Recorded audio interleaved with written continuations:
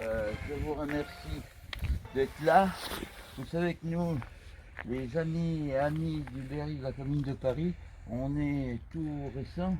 On a commencé à fonctionner en comité local en 2005, mais c'était plutôt un soutien moral à notre association nationale. Et puis finalement, se dessinant une année 2015 pour Édouard Vaillant, nous avons déposé les statuts en préfecture en 2014. Mais je remercie les sections du Parti communiste et du Parti socialiste de nous avoir invités pour la commémoration de décembre. Alors, dans la foulée, dans l'année du 150e anniversaire, on a dit on va aussi fêter la naissance d'Édouard Vaillant. Alors on honore la mémoire au moment du décès, mais là nous considérons cela, la naissance, comme une fête. Donc nous ne ferons pas de minute de silence, mais on va avoir un petit moment de respect et de joie pour célébrer Vaillant. Cette année, le thème des Amis de la commune, c'est les élus. C'est un peu notre comité qui l'a suggéré au national. Les élus, la démocratie, et puis voir comment les élus de la commune ont agi avant, pendant, après la commune. Édouard Vaillant a créé, a renoué tous les liens entre les différentes tendances des socialistes, donc après la commune. Et donc là, tout à l'heure au Beffroi, j'évoquerai 4 élus berrichons de la commune de Paris: Félix Piat, Vierzonais, Charles Ferdinand Gambon, né à Bourges, élu ensuite tout à fait d'une façon tout à fait active dans la Nièvre, et puis mon vieil ami Gabriel Ranvier, né à Baugy, où nous avons mis 40 ans pour qu'il y ait un espace Gabriel Ranvier à Baugy. Bon, amis, on va quand même déposer une... Voilà, j'ai demandé du rouge à la fleuriste, bien sûr. Et puis c'était une fleuriste stagiaire, elle me dit, alors il vous plaît le bouquet? Ah, si, c'est vous qui l'avez fait pour me poser une telle question. Alors j'ai dit, bon, cela me sied.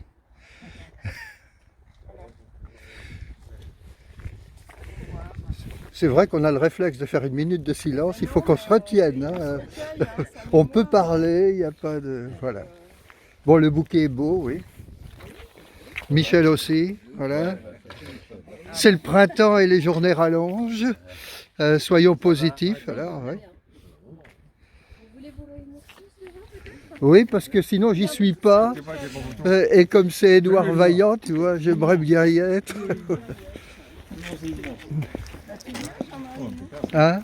Tu veux qu'on filme et tu veux y être? Oh ben non, attends, toi, il faut que tu y sois aussi. Jean-François, s'il n'avait pas sa club, tiens, je lui passerai mon téléphone. Je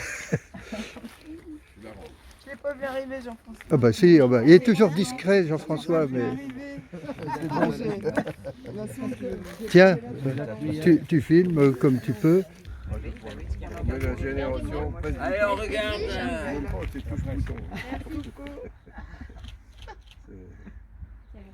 J'ai jamais dit qu'il y a au moins 12. Au moins 12. 4 pages. Vous avez le temps d'aller au Beffroi ou pas? Je ne savais pas qu'il y avait quelque chose au Beffroi, vous me l'apprenez. C'est parce que, quand même, les cérémonies Vaillant, c'est décembre et janvier.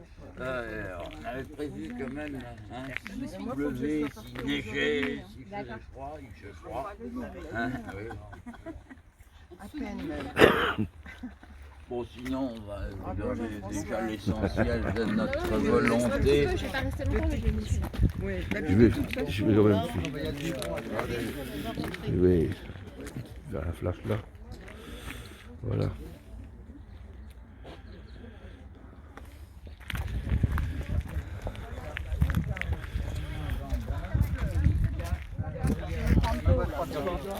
Hein?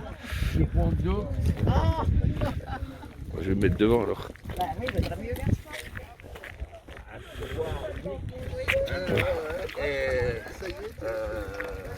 Gambon, c'était un qui, pendant la commune, a essayé de rassembler la province. Ah bah oui. Claude Lelouch, il filmait comme ça, hein? Hein? Claude Lelouch, il filmait comme ça. Hein? Celui qui filme, il est rarement sur les photos. Bah non, mais non, parce que c'était sa manière de filmer, je crois. Tu veux qu'on chante? Il vient d'avoir un téléphone il y a 2 minutes. Il a été un adversaire de la peine de mort, on va en parler dans quelques secondes. Il a écrit ceci: tel est le bourreau, cet ultime ratio de l'ordre social, la pierre sommaire dans laquelle prétend-on l'édifice, sans laquelle prétend-on l'édifice roulerait. Quel édifice, grand Dieu, que celui qui a pareille clé de voûte. L'humanité était donc si encline au mal qu'il lui faille absolument ce terrible contrepoids.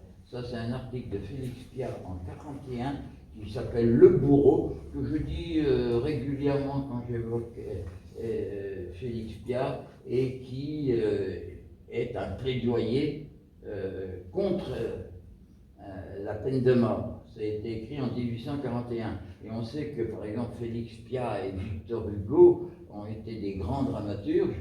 Là encore, on voit des ponts entre Piat et Hugo contre la peine de mort. Alors, il a dans son bagage culturel Voltaire, comme George Sand d'ailleurs, le pamphlétaire Paul-Louis Courier, les chansons de Béranger, et donc tout ça forme, je dirais, sa culture qui va devenir une culture républicaine. Et comme Vaillant, il aura un grand amour tout au long de sa vie pour sa mère. Donc vous voyez, il y a des ponts comme ça, bon, je suis sûr que ça joue forcément quand on prépare des décrets sociaux. Première manifestation publique, c'est lors d'un banquet, appelé banquet du Berry, d'abord, où il lève son verre à la mémoire de la Convention qui était sacrée pour tous ceux dont le corps respirait un patriotisme sincère. Ils disent qu'on ne faut pas d'un roi électif qui est plus à craindre même qu'un roi héréditaire. Et il sera toujours dans la Convention de 48, pour l'Assemblée élue contre un individu, le président de la République. Et donc, pour lui, la Constitution de 48 n'est pas assez démocratique. Il continue quand même son travail de journaliste. Il fonde Le Combat comme journal, puis ensuite Le Vengeur. Il est élu le 26 mars à la Commune, dans le 10e arrondissement. Il est élu à Marseille. Donc retour au niveau de l'élection. Il a rassemblé sous son nom, Félix Piat, tous ceux qui étaient contre Boulanger. Et là, il prend le surnom, on l'appelle le vétéran de la démocratie. Alors signalons qu'aucune rue à Paris ne porte le nom de Félix Piat et qu'il n'a pas non plus de statut. Alors c'est peut-être une chose à entreprendre au nom des amis de la commune, avec le soutien peut-être des élus. Comme quelqu'un à Vierzon avait suggéré qu'on puisse avoir le statut d'Édouard Vaillant dans un lieu public, je pense qu'il faut faire de la publicité autour de cette idée. Ça serait bien. Hein. Alors on a la statue du docteur Coulon, parce que Vaillant il a cette particularité d'être le seul des grands dirigeants de cette époque-là à avoir un rôle d'élu important, de premier plan, à la fois dans la Commune de Paris et dans la Troisième République qui suit jusqu'à la guerre de 14. Et dans cette spécificité de sa deuxième vie d'élu, il est le seul des trois grands, Jaurès, Gued et Vaillant, à être élu sans discontinuité de 1893 à 1915. Il était, Eh ben, qui a fait de multiples conférences. Oui, C'est pour ça, comme il a fait 50 conférences, lui, il pourra vous... Non, non, et on lui a demandé d'être procureur Voilà, de la commune. Il a refusé, il a dit je connais trop le monde de la justice c'est ça. et je connais trop le monde des prisons. Hein. Et donc, il n'a pas voulu prendre ce rôle. Et par contre, il a dit, et c'est vrai, il a fait d'énormes déclarations, notamment sur la Nièvre, hein, et il faut rallier les communes de province, la paysannerie, la province à nos idées de la commune de Paris. Il a fait le terreau pour un certain député de la Nièvre qui est devenu président de la République. Hein, il y a certainement le travail de Gambon dans la Nièvre. Deux choses. Ouais. Les révoltes paysannes, c'est sous l'Ancien Régime qui ont beaucoup impacté l'histoire des territoires. La révolte des demoiselles dans l'Ariège. Hein, je sais que tu y pensais. Si vous voulez, j'ai à la maison une armoire avec un coup de hache dedans, donc qui vient de là. Donc, mais les révoltes paysannes ont marqué les territoires et ont marqué l'avenir politique des territoires. Parce que là où il y avait eu, on sent, il y a toujours cette vision, mais c'était par rapport à... Alors, c'était même pas de la redistribution, parce qu'il n'y en avait pas de la redistribution, mais c'était quelque chose qui était profondément injuste. C'était l'injustice folle. Les révoltes paysannes, ça a été l'injustice. Et votre analyse, alors, deuxième point, votre analyse sur la commune et le féminisme, ne tombons pas, je vous le dis, ne tombons pas sur les féministes d'un côté, les gamins de l'autre, etc. Non, il y avait un principe. Non, je suis d'accord. Voilà, il faut l'analyse, parce que si on commence à faire ces analyses les unes à côté des autres, on tombe sur ce que la République en France n'est pas, c'est-à-dire une somme. Voilà. Merci de le dire parce que c'est exactement ma position et je suis contre le fait qu'on morcelle comme ça pour éviter l'universalisme. Je suis les Lumières universalistes, etc. Il n'y a pas de... Non, ce que je voulais dire, et c'est vrai que le fait que je parle vite, mais tu fais bien de le rétablir, me fait dire qu'il y a des gens qui, malgré tout, en regardant un point qu'on avait peu étudié, parce qu'ils ont ce regard que je ne partage pas forcément, nous apprennent quand même quelque chose à nous, et ça je vais le prendre, et je vais l'annexer à mon point de vue hyper universaliste. Mais alors là, merci de l'avoir rétabli, parce que là, évidemment, moi je suis très sensible là-dessus aussi. Mais il faut faire attention de dire qu'à un certain moment, la question est la lutte contre toute forme de domination. C'est ça. Oui, mais c'est ça, à partir d'un l'universalisme. moment, Voilà. on peut aller effectivement très loin, c'est très large. Mais c'est vrai qu'en tant que femme, quand on s'interroge sur ce que peut être la bataille pour les droits des femmes, on voit bien, on se pose la question toujours régulièrement au moment du 8 mars, mais à d'autres moments aussi. Mais moi, je sais que personnellement, récemment, j'ai revisité un peu ça avec la notion de se battre contre toutes les formes de domination. Oui, et on voit bien que finalement, ça ouvre d'autres... Oui. Sinon, on risque de se renfermer dans quelque chose qui peut, sans que ce soit une impasse, mais clivant. On prend les deux. Et d'ailleurs, dans ma conclusion, tu as vu que j'ai dit que tout ça allait se mêler parce que ça débouche sur le droit des travailleurs.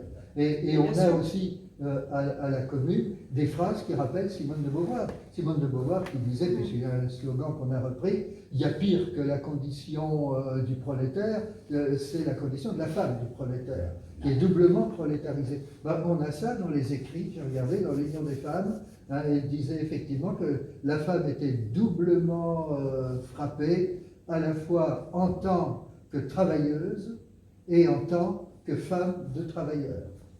Ça existe dedans. Mais c'est vrai qu'on ne peut pas empêcher, quand on regarde en détail, de regarder quand même ce point de vue-là. Et il faut prendre en compte, mais après le replacer dans un ensemble universel. C'est toute la question de... Ouais. On voit bien comment en ce moment la question se pose du rapport au travail, de c'est quoi le travail. Ouais. Et on voit bien comment, par exemple, Ambroise Croizat, quand il donne les allocations familiales, sont pour les femmes. À l'époque, c'était encore plus que maintenant. Et parce que dans sa tête, être mère de famille au foyer, c'est un travail. Ouais. Il y a quand même... Donc notre rapport au travail doit être largement au-delà de l'analyse de ce qu'est juste le travail au regard d'un contrat de travail avec un employeur. Tout à fait. Fut-il une administration, donc quelqu'un du service public avec un statut de fonctionnaire. Il y a à analyser ça. Et tu as raison de souligner, parce qu'on en arrive au fait, et là je le vois dans le monde du théâtre, où sur un sujet donné, il faut que ce soit un noir qui joue le rôle d'un noir et non pas, il faut que ce soit un transgenre qui joue un rôle de transgenre, etc. On en arrive à des... Quelqu'un avec un accent pour jouer quelqu'un. On en arrive à des choses complètement aberrantes en ce moment. Je ne sais pas où on va. C'est de revenir sur cette idée reçue que la commune, ce n'est que Paris, et que dans la province, c'était tous d'affreux réacs, des paysans, des pecnos, qui ne pensaient qu'à détruire Paris, etc. Et surtout grâce à Jean Anquin, le deuxième coprésident, nous insurgeons un peu contre cette idée-là, parce que la province a été complexe, ne serait-ce que Vierzon en province avait des idées communardes qui étaient souvent beaucoup plus avancées d'ailleurs dans le côté social, politique, d'avant-garde, que bien des quartiers de Paris, qui étaient encore soumis au cléricalisme, et on l'a vu. À Paris, il y a des tensions. Tout n'est pas uniforme, tout n'est pas laïque à Paris, tout n'est pas social, et ça dépend des arrondissements. Alors je voudrais prendre quelques exemples, puisque c'est le côté féministe ici. D'ailleurs, oui, un autre point aussi, quand tu as dit c'est une autre vulgate, et moi-même je dis des choses comme ça, mais comme on est entre nous et que parfois on peut corriger, c'est de dire que par exemple, ceux qui ont pris comme modèle la Révolution française étaient d'affreux rétrogrades, et que le comité de salut public, c'était quelque chose de minable de le dire, et on tape sur Félix Piat constamment pour ça. Eh bien, je voudrais dire, moi qui regardais les textes et les actions des uns et des autres, qu'il y en avait beaucoup sur lesquels on ne tape jamais, qui étaient exactement sur la même longueur d'onde, et qui prenaient aussi la Révolution française, c'est pas infamant de la prendre comme modèle. Et moi j'ai vu que celle qui est quand même la pièce maîtresse de l'union des femmes, puisqu'on parle de féminisme, dans la semaine du 16 avril 1871, elle va créer l'union des femmes. Il va y avoir 1 millier d'adhérentes à cette union. Ça va déborder ce cas, parce que Louise Michel n'est pas adhérente à l'union des femmes, et pourtant, évidemment, elle est sur la même longueur d'onde. Eh bien, Elisabeth Dmitriev, qui est une émigrée russe, proche de Karl Marx, parce qu'elle a 20 ans à l'époque, et son énergie et déjà ses connaissances du milieu révolutionnaire par la Russie font que Marx lui fait confiance, elle l'envoie comme émissaire privilégié. Eh bien, Elisabeth Dmitriev, j'ai regardé la biographie de notre ami Bréban, eh bien, très détaillée. Eh ben, elle se réfère à la Révolution de 89 et elle appelle les femmes aux armes au nom de notre grande révolution. Et qui tape sur Elisabeth Dmitriev comme on tape sur Félix Pierre Personne Voilà, enfin c'est encore un exemple. Et puis autre part aussi, je voudrais quand même caser ça dans notre thématique du mois de janvier qui est différente de celle nécessaire et ô combien importante de décembre, c'est que on élargit, comme on a dit, il y aura le féminisme, mais il y a avant et après. Alors avant, il y en a beaucoup de 48, on en a parlé, Gambon, la génération, et puis après, il y a quoi? Eh bien, après, il y a tout le reste. Et nous, on va prendre le avant depuis même les révolutions communalistes du Moyen-Âge. L'idée de commune vient de là. Et ensuite, il y a pendant tout l'Ancien Régime, toutes ces révolutions avec des guillemets si vous voulez pour la dénomination, mais du non-consentement à l'impôt. Quand on cesse de croire que l'impôt qu'on donne péniblement, les gens d'en haut ont une légitimité pour de le collecter, les gens se révoltent quand ça cesse. Et ça mériterait aussi d'être étudié. Le mouvement historiographique actuel s'y penche. Moi, je considère que ça, c'est des précurseurs de la Commune de Paris. Ensuite, il y a la Commune, et après, eh bien, on a une conférence, il y a le Front Populaire, il y a tout, il y a même 68 après, et puis il y a la Révolution de 17 en Russie, et on a eu une conférence de Michel Pigenet sur le Conseil national de la résistance, et on retrouve là des ponts extraordinaires entre ce qu'on dit nous de la Commune, et puis ce qu'il a dit lui dans sa conférence. Je prendrai juste un exemple qui est là. Tu avais parlé de la paysannerie, par exemple. Là, ça faisait le pont. Mais pour le féminisme, j'ai retenu ce qu'il dit. Et lui, j'y étais, il peut confirmer. Quand il a posé la question de savoir, mais est-ce qu'il n'y aurait pas dans ce programme hyper avancé des oublis? Et il y a quelqu'un aussitôt qui a dit les femmes. Et d'ailleurs, le Conseil national de la résistance était composé que d'hommes. Mais il a expliqué pourquoi, et c'est la même chose pour la Commune, parce que la Commune, on n'est pas fondamentalement féministe, et souvent on se bat la coulpe là-dessus, en disant, les femmes, quand même, la Commune, il n'y avait pas d'élus, à part Paul Main, qui avait un rôle d'un seul, parce qu'elle allait dialoguer avec la province. Mais l'esprit de la Commune est terriblement féministe, et dans le Conseil national de la résistance, il a dit ceci, il a dit que c'était les radicaux, républicains radicaux, qui étaient anti-féministes parce qu'ils étaient anticléricaux. Donc comme ils pensaient que les femmes allaient forcément trouver leur respiration à la sacristie et qu'elles allaient voter comme le curé, ça allait couler les progressistes du pays. C'est pas complètement faux d'ailleurs comme analyse. À cette époque-là, les femmes avaient une soumission. Il fallait faire le pari qu'elles allaient s'en affranchir. Maintenant, on ne parle plus quand elles votent de vote clérical pour les femmes. C'est pour ça que Ranvier, par exemple, il a tenu le serment sur la tombe de son épouse. Il s'est toujours occupé des questions féministes. Et par exemple, il a lutté contre la prostitution. Ce qui fait qu'à la fin, les prostituées qui avaient accueilli la Commune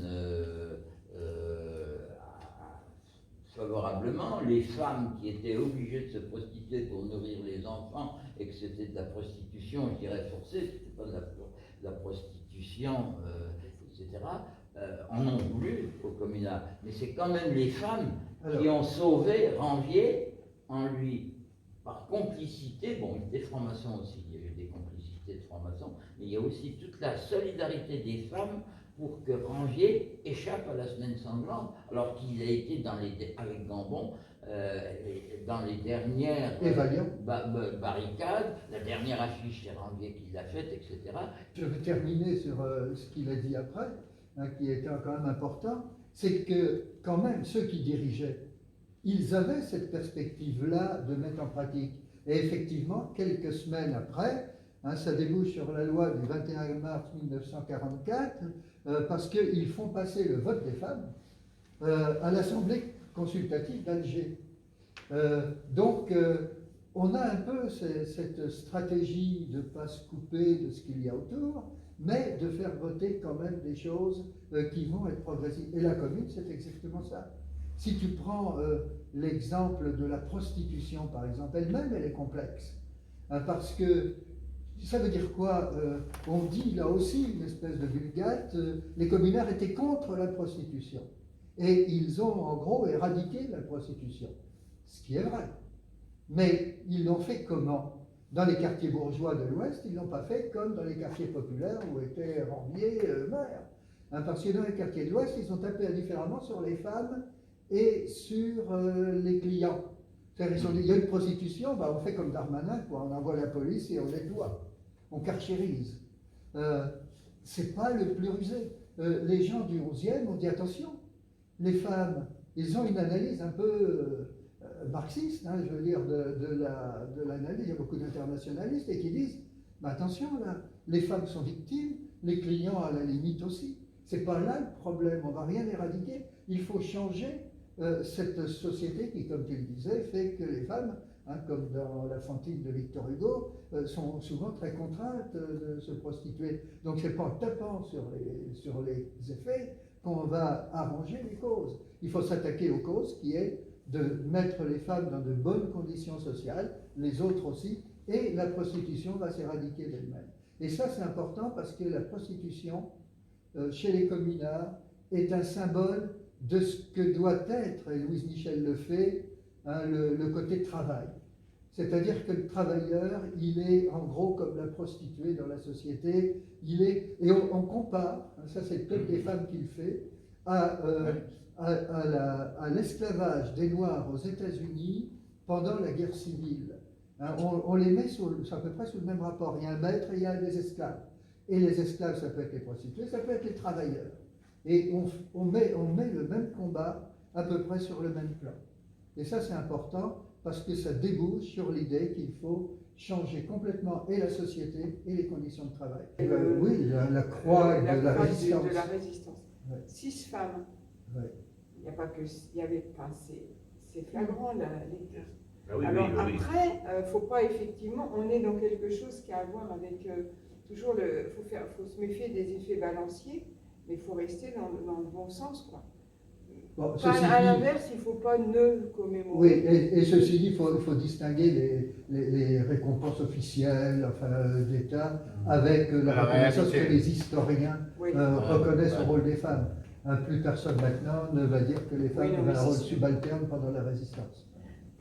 Oui, mais on voit quand même qu'à un certain moment, dans l'imaginaire des gens qui décernent ce genre de récompense, surtout à la fin quelque chose. C'est la hiérarchie militaire. Oui, alors ça fait pas. Elle n'était pas moderne à l'époque. Non, qui est un peu réactionnaire. Merci de votre écoute, on a été un peu tazon, mais bon. Non, non, très très bien.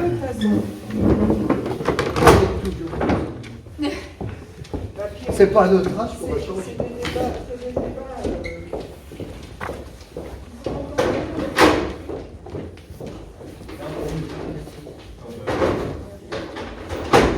Oui,